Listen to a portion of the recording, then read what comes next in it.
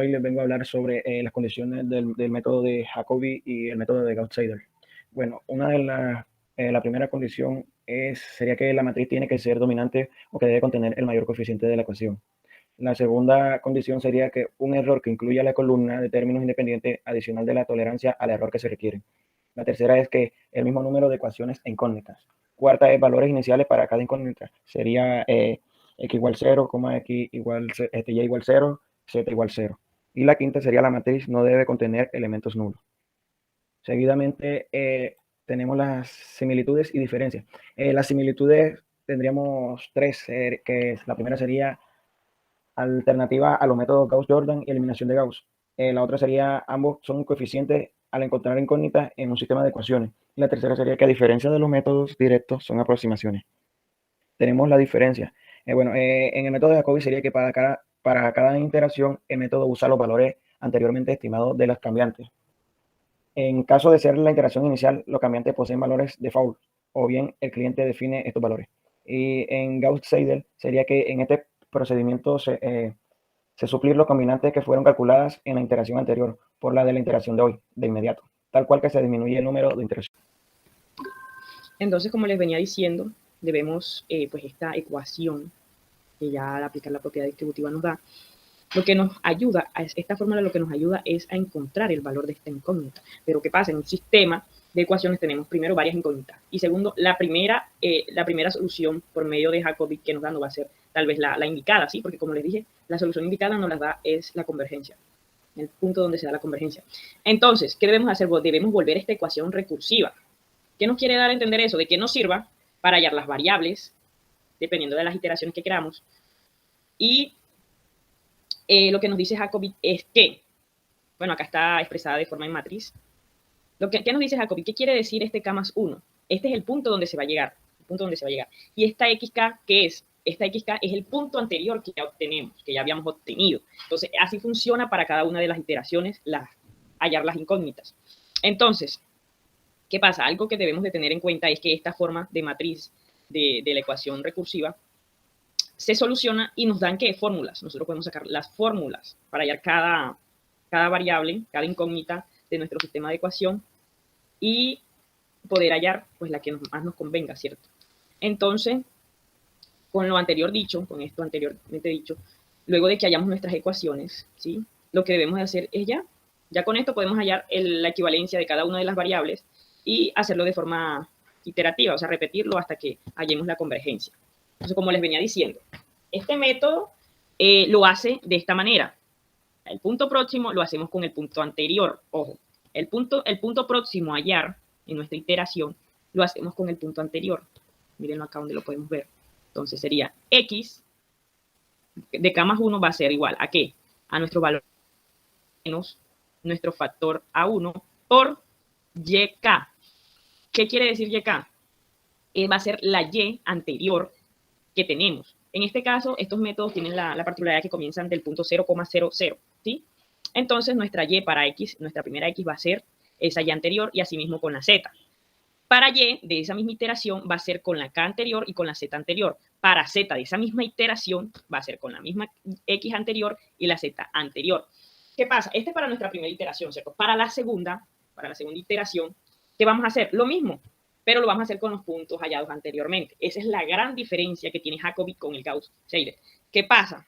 En Seidel y Gauss pues dijeron, ¿para qué vamos a ir de punto anterior a punto anterior? Si podemos hacerlo de valor de incógnita reciente al próximo, ¿sí? O sea, ¿ellos qué hacen? Ellos aquí ya no van a tener pues el valor de la incógnita anterior, no. Van a tener de la que recién encontramos, como lo vamos a ver acá. Entonces ya sabemos que prácticamente ellos tienen la misma manera de desarrollarse. Entonces, como les venía diciendo la diferencia, ¿qué es lo que quiere Gauss-Seidel? Que el proceso para hallar la solución a nuestro sistema de ecuaciones sea más rápido, más veloz, y por eso lo hacen con las incógnitas recientes y no con las anteriores como lo hace Jacobi.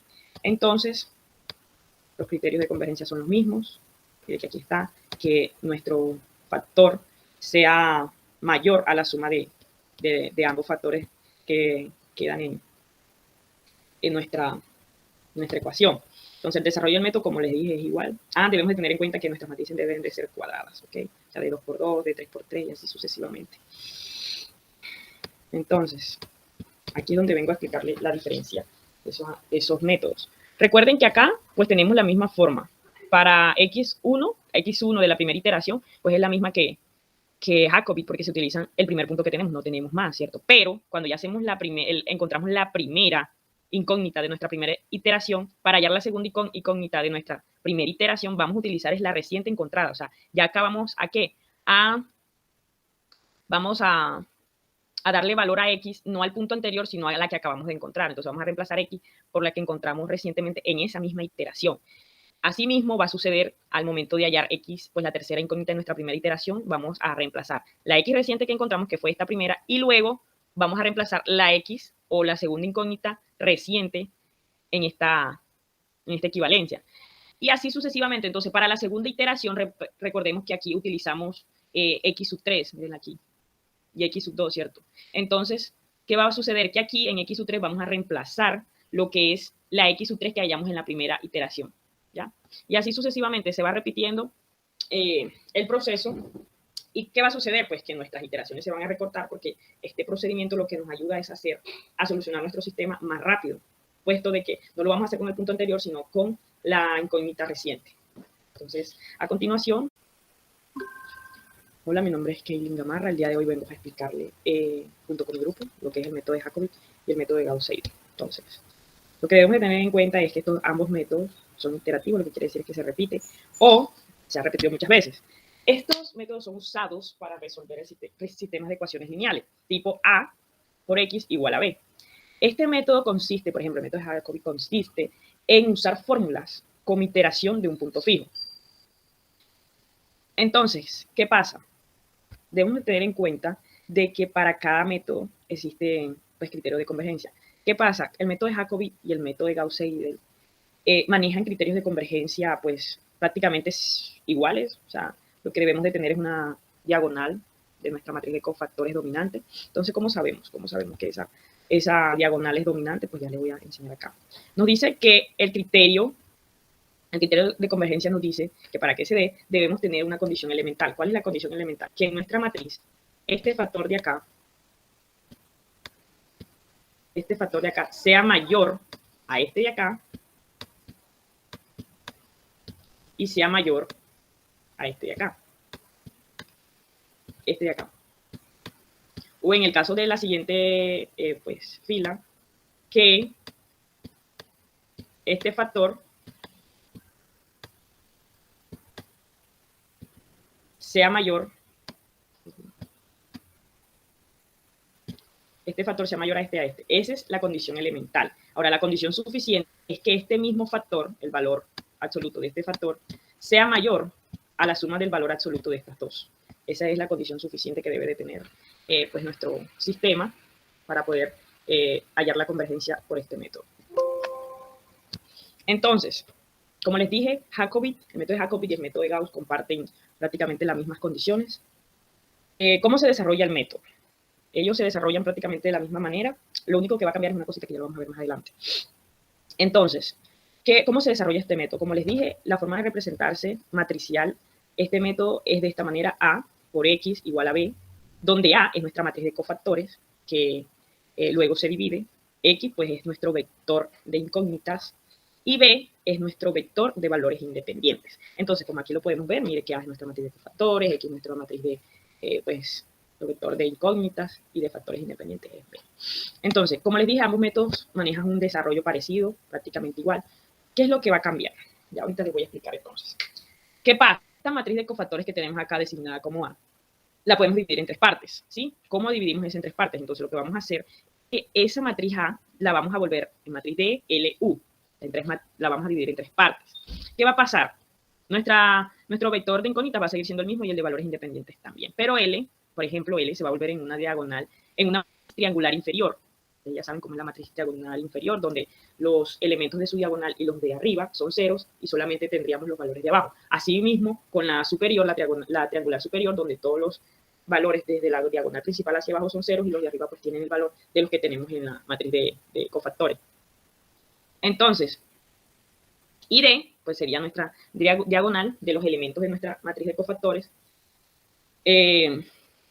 Estos serían nuestros valores de la matriz diagonal. Entonces, ¿qué pasa? Esta fórmula que tenemos aquí, o sea, se nos está volviendo una ecuación. ¿Por qué? Porque nosotros lo que queremos es llegar a conocer el valor de esta incógnita. Entonces debemos de despejarla, ¿cierto? Ojo, teniendo en cuenta de que ya convertimos A en 3 matrices distintas. Entonces, ¿qué es lo que debemos hacer? Primero es que vamos a aplicar la propiedad distributiva. Jacobi aplica la propiedad distributiva y lo convierte nuestra ecuación principal en esto, ¿sí? Luego, ¿qué va a hacer él? Sigue despejando porque recuerden que debemos de tener es X. X es la que queremos tener. Y luego nos da este tipo de ecuación acá. ¿Qué pasa? La D que está aquí multiplicando pasa a dividir, pero como queremos manejar todo lineal, esta D que está dividiendo pasaría a multiplicar, pero ya se convertiría esta matriz en una matriz inversa. Entonces ya sería la matriz inversa de D. Sí, recordemos que D es la matriz diagonal. Entonces, ¿qué vamos a hacer? Volvemos a aplicar la propiedad distributiva y ya encontramos la fórmula que nos va a ayudar. El enunciado dice, un ingeniero necesita 4.800 metros cúbicos de cloruro de sodio, 5.810 metros cúbicos de cloruro de potasio y 5.960 metros cúbicos de hidróxido de sodio. Existen 3 depósitos donde el ingeniero puede conseguir estos materiales. La composición de estos depósitos viene dada en la siguiente tabla. ¿Cuántos metros cúbicos debe tomar de cada depósito para cumplir con las necesidades requeridas? Resuelva el sistema por el método de Jacobi con el error que sea igual al 0,001. Bueno, como el enunciado decía, aquí tenemos la tabla de las 3 sustancias en los tres depósitos medidos en porcentaje. Para desarrollar el ejercicio tenemos que hacer un sistema de ecuaciones lineales, en este caso serían 3, pero con estos valores pasados decimales, de porcentaje decimales, como está acá solucionado. Y después de la igualdad, colocar los valores, sus correspondientes valores de cada sustancia. Bueno, y con estas 3 ecuaciones tenemos que despejar de la primera ecuación x1, que queda de esta manera. De la segunda ecuación tenemos que despejar x2, que queda de esta manera. Y de la ecuación 3 tenemos que despejar x3, que queda de esta manera. X1 corresponde al depósito 1, X2 corresponde al depósito 2 y X3 corresponde al depósito 3. Bueno, primero tenemos que empezar con el vector inicial, que es 0, 0, 0 en todas las casillas, y después empezamos con la primera iteración. Ya despejada X1, que corresponde al depósito 1, tenemos que solamente reemplazar sus valores correspondientes, que X1 es igual a 4.800 menos 0,20 que multiplica a X2, que en este caso es 0, menos el 0,25 que multiplica a X3, que en este caso también es 0, dividido por el 0,52, y este sería el resultado. Después pasamos al depósito 2 o a X2, que ya tenemos su ecuación despejada, que sería 5.810 menos 0,30 por X1, es el X1 no de la iteración actual, sino de la anterior, que en este caso es 0, menos 0,20 por el X3, de la iteración anterior, dividido el 0,5, y este sería el resultado. Y así, de la misma manera, con X3. Luego pasamos a la segunda iteración, que la desarrollamos de la misma manera, como hicimos en la iteración anterior, pero en este caso le tenemos que agregar el valor de D1, que corresponde a esta ecuación, que significa que es igual a la raíz cuadrada de la iteración actual menos anterior de cada depósito elevado al cuadrado, y corresponde a la sumatoria.